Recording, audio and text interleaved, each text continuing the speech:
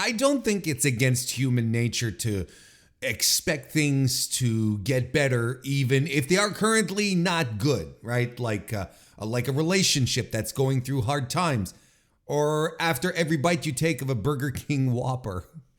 This is how I feel about the New Japan Cup 2024 so far. Earlier this week, I made a video begging the New Japan Cup to do something, to be good, to get my blood pumping, right? And get the little hairs on the back of my neck raised, just like my hands do as they respond to a DJ request seconds before he asks me to wave them like I just don't care. But friends, round 2 of the New Japan Cup is done, and this has not been a good New Japan Cup. In fact, moving forward, even though we still have the quarterfinals, the semis, and the finals, the prospect is pretty dire. Let me be clear, okay? There are many matches here that are fine and good even. There's a smattering of matches throughout the cup so far, which are also outright bad, but nothing is outright capturing my imagination and making me pop out of my seat. This doesn't feel like a New Japan tournament. And this is important to point out because for a company that has long been a standard as the best professional wrestling in the world, this tournament has really been uninspired, both in booking and in match execution. Look, let's talk about the round 2 matches. There's spoiler discussion moving forward here, folks. So if you haven't watched all of round 2 so far, including the March 15 matches, you might want to skip this part or come back later. I don't know. You do whatever your routine usually is. We had on March 11, we had Jack Perry versus Toru Yano. I will, drop my star ratings, as pretentious as it can be, but just to give you an idea of what I thought this was all, how this all came together. Jack Perry versus Toru Yano on March 11. It's a 2-star match. I thought it stunk. Yoshihashi versus Sanada was competent. It was a 3.5 stars to me. Like, it was well wrestled. You can't say anything about it, but it's a dry ass match. There's like nothing. It's Sanada and Yoshihashi. Sanada, who's the blandest wrestler right now to be a top guy, and Yoshihashi, who's never been Captain Charisma, but can also pull out these incredible tournament matches. It just didn't connect higher than a 3.5 rate, which is good, which is a good match. Don't get me wrong. It's just nothing, no next gear, no spark, nothing. March 12 had Tongaloa versus David Finlay. I gave that 2.25 stars. I also thought that stunk. Chase Owens versus Hiroki Goto was 3.25 stars.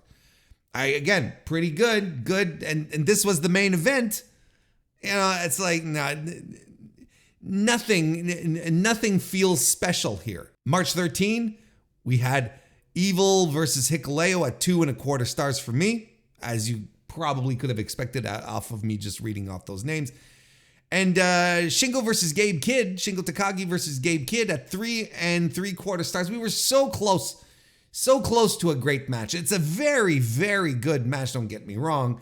I thought it was tremendous, but so close to greatness. Very, very close. But, it did finish off the evening well. And then the last night of round action, which honestly is the most watchable night of tournament action, El Phantasmo versus Yota Tsuji and Zack Sabre Jr. versus Ren Narita. I gave both of these matches 3.75 stars. Tremendous, very good, very, very good matches. Just on the cusp of something better, never quite hit a gear, or you had House of Torture nonsense coming in to ruin something that was, I don't even want to say perfectly fine. It's not even. Zack Sabre Jr. and Ren Narita, up until that point, was highly entertaining. Much better than the Wrestle Kingdom match that they had, that they were referencing. This was a tremendous match, and the kind of one where you're like, well, what has Ren Narita been doing all this time? Well, This is what he's going to continue to do for a while, apparently. So as it stands right now, Jeff Cobb and Yota Tsuji still have the best match of the tournament, which was on March 10. And it's not even close. Like, there's nothing where you can even like, oh, maybe that. No, it's a runaway at this point. And I think it's a shame. I thought Shingo throughout this tournament would have been in a position to have killer matches, but he's never entered great territory yet, which is surprising because Shingo is such a great pro wrestler and he's able to have great matches with whoever. He came close with Gabe Kidd. He came very close, but never hit the next level. You can put whatever blame you want on whoever, but it always takes two to tango, and it takes two to make a great match. And the prospect moving forward into the prospect of the cup, of the New Japan Cup, moving forward into the quarterfinals isn't making things better. I'm not feeling any more confident here. This is how the layout is for the quarterfinals, starting Saturday, starting tomorrow. I'm recording this on Friday and March 15, so starting tomorrow on Saturday. Jack Perry versus Sonata and Dave Finlay versus Hiroki Goto. Now, we saw Perry and Sonata at Forbidden Door, and Sonata was the world champion there, right? He was the IWGP World Heavyweight Champion. Boy, was that mid. It was the middest of mid matches. Yeah, and I don't see how this is going to reach another level. I don't know. Maybe if they both decide to put on their working boots, but don't forget, this is also a House of Torture match. Finlay and Goto has the potential to be very good.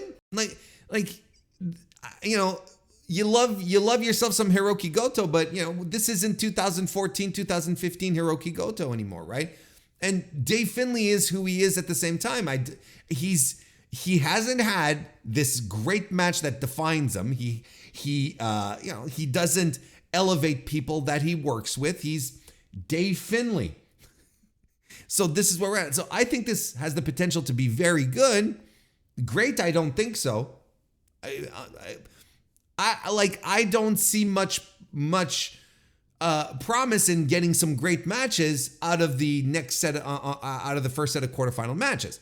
Now, the second set of quarterfinal matches, which continues on Sunday, has Evil versus Shingo and Ren Narita versus Yota Tsuji. So we're getting two more House of Torture matches, which already is like spoiling the broth for me. Here's what's weird. Despite Shingo Takagi and Yota Tsuji both like jockeying for a shot at Tetsuya Naito, right? They've been doing this throughout the tournament.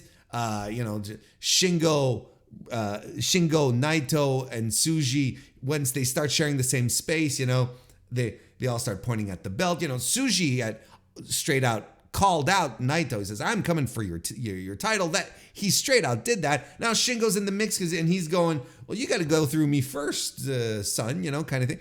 You sort of look at that story developing, one which is very enticing for wrestling fans, and you're like, this could potentially have been the final of the New Japan Cup, but no, at best, it might be a semifinal match.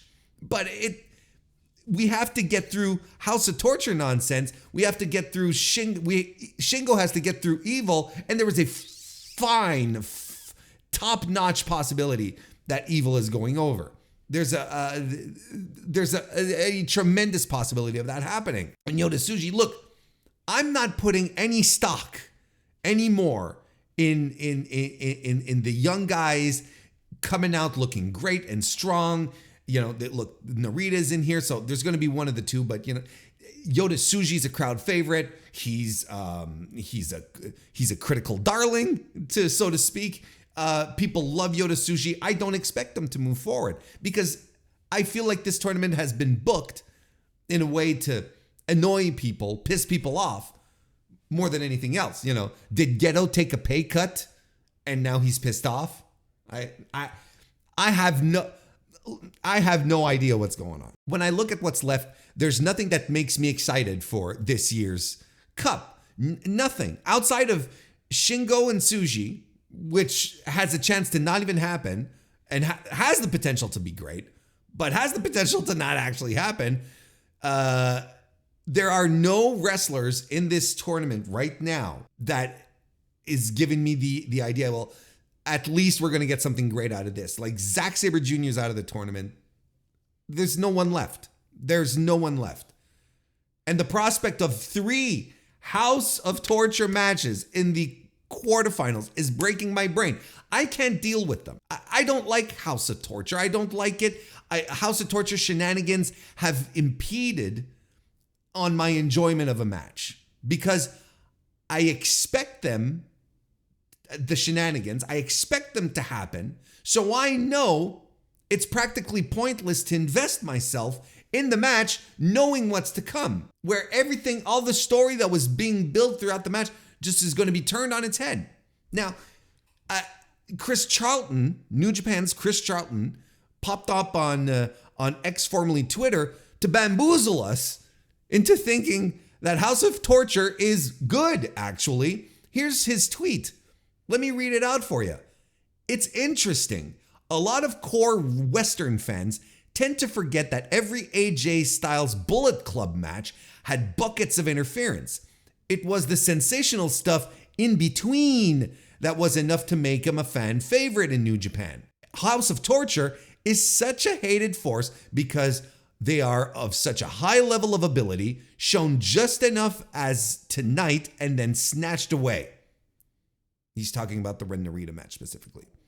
I think most people want to like, well, most of them, but once that starts to happen, the House of Torture becomes a lodge of tolerance. As Rich Craich of Voices of Wrestling said in one of my group chats, I'm paraphrasing here, said, let's have these House of Torture guys have one match on the level of AJ Styles' top matches, and then we'll start feeling guilty. Then we'll have a conversation.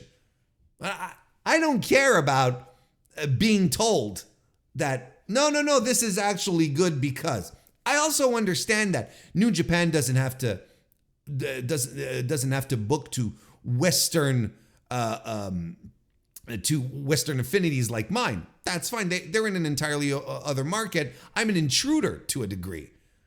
But I know what I like and I know what I dislike. For years, House of Torture has been the same pattern. What has it been, like 5 years since it's been on? 4 years, 5 years?